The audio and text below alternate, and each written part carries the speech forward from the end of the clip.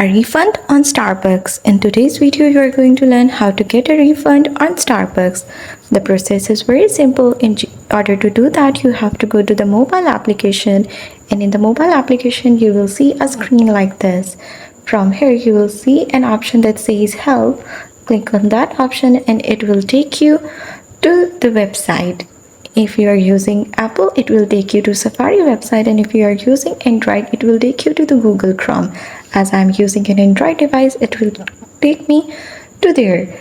From here, you have to scroll down and you will see an option that says chat with us, give us a call and send us a message. I will choose the option that says call, but before call, I have few suggestions. I will read those suggestions, and if my issue is not in the suggestions, I will scroll down and then I will choose an option that says give us a call. Then I will describe my issue. The issue will be answered here, and if the answer is not getting, I will see their phone number. I will just call them.